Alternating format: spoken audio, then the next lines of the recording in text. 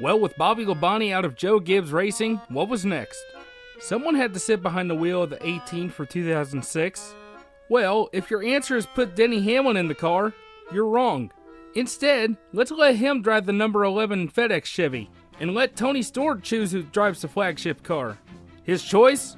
Multi-time USAC champion and former IndyCar driver, JJ Yeley. Wait, what? Yeah, trust me, bro, he'll do good. Okay, I guess it wouldn't hurt to try. What?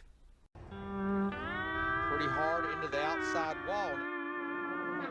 Well, the 6 car just pushes up into Yeley in the 18, and that started the whole mess. So this big pile up. Did Junior hit JJ? Yep, and then Petty got to the back of Nemechek, and it looks like Yeley decided to come down into pit lane. Big crash, 18 down here in turn 4. JJ Yeley right between turn 3 and 4, pounds the wall, puts us under caution for the 5th time today in lap 190.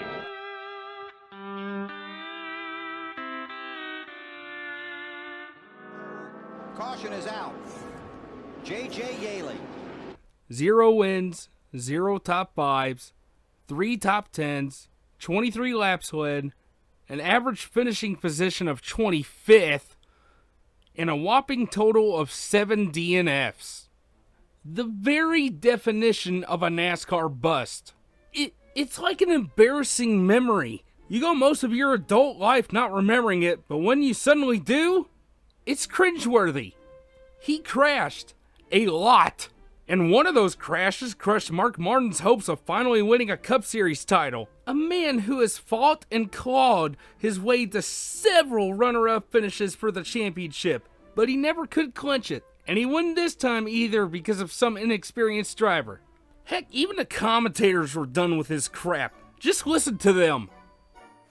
Yeley, again, hard into the wall, turn 1. Caution is out. And this Is this 3? changes everything. Well, Yes, this is his third car visit this to weekend. the wall. Yes. He can't wait to come back next year. Well, it looks like Yeley decided to come down into pit lane and didn't let everybody behind him know. And I mean, took out 2 good race cars. This was just downright sickening. You do not replace Bobby Labonte with this. Literally the most remarkable thing that happened that season is that he was featured in NASCAR 07. Alright, oh well. 2006 was a complete dud, we know that. Surely JGR will learn from this mistake and hire someone capable of driving a cup car, right?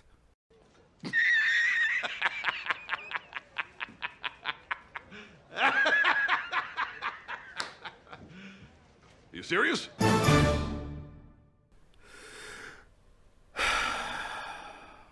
Well, it was over.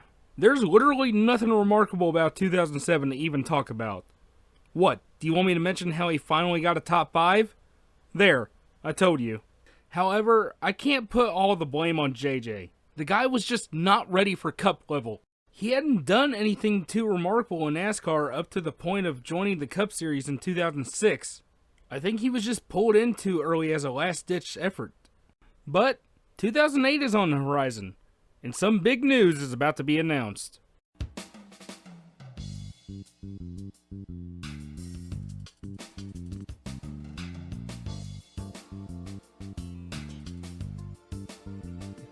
Remember in the 2005 Coke 600 when Dale Jr. spun his teammate Michael Waltrip? And look at Matt Kenseth, and the 17 gets wrapped up in it. Bunch of cars. What in the world happened, guy? You think Chip Ganassi's had problems? I think the 2 DEI cars just got together and brought on that big pileup. Well, that began a spiral, a fast decline in what was one of NASCAR's biggest teams, Dale Earnhardt Incorporated. At the end of the season, Michael Waltrip would leave DEI to start his own race team, seeing as how he felt he wasn't wanted there anymore. Combine that with losing two of their biggest sponsors in the span of 3 years, that being Napa and Pennzoil on the one car, a legal and emotional battle between Junior and Teresa Earnhardt, his stepmother and team owner, over, get this, the rights to his own name. And yeah, you can see why DEI was quickly spiraling out of control. With his late father gone and the Wicked Witch of the South running the whole operation, Dale Jr.'s team was quickly turning into a prison. So, in the middle of the 2007 season, Jr. hosted possibly the most shocking and important press conference in NASCAR history. We interrupt our regularly scheduled program to provide the following Speed Report press conference. Good morning, everyone. From Mooresville, North Carolina, I'm John Roberts at Junior Motorsports, headquarters of Dale Earnhardt Jr.'s Busch Series team. Right now, let's send it over to the podium where Dale Earnhardt Jr. is getting ready to make a much-anticipated announcement about his future. We're here today to talk at last about my contract at DEI. First off, let me say how much I appreciate the media understanding and being patient throughout the negotiations to keep this as private as we wanted to keep it.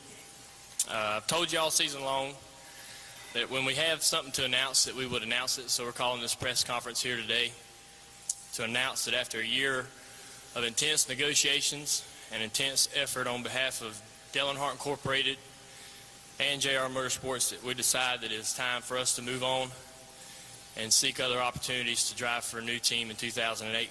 Dale Earnhardt Jr. would be leaving his father's team after 2007. The sport's most popular driver would become a free agent.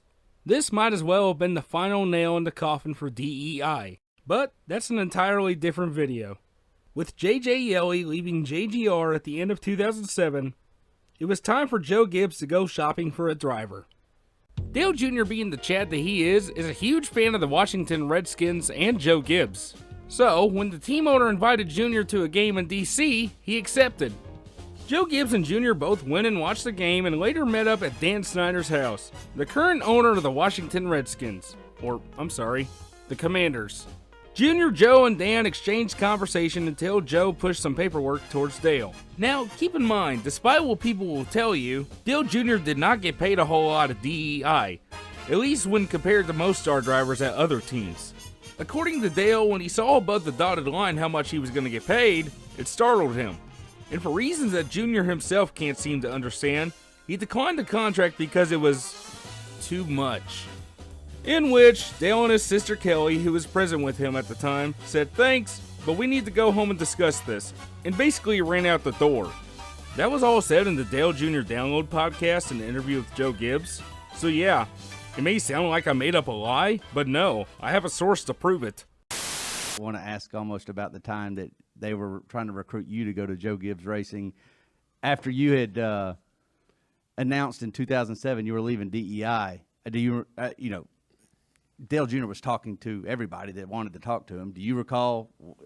Do I recall? Oh, you recall? Yeah. So we hawked the entire place, put it all together. Took him to see Dan Snyder and the Redskins, and I said, "Man, we got to have a chance at this guy."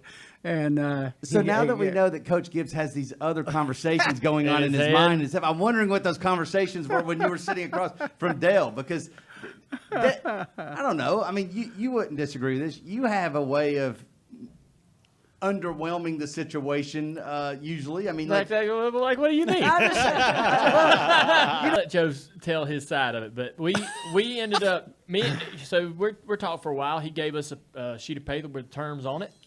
I'd never been in any kind of negotiations before. I'd never negotiated with Dad and Teresa. They just said, "Here, this is what you're getting paid, and that's the way it is." And so me and Kelly are in Washington. We get this term sheet. We go into this private room. Joe and them said, "Go take a minute and talk about it." We go in there, and I went in there, and I said to Kelly, I said, "What's on that paper? What's the number?" And she told me, and I said, "We got to get out of here."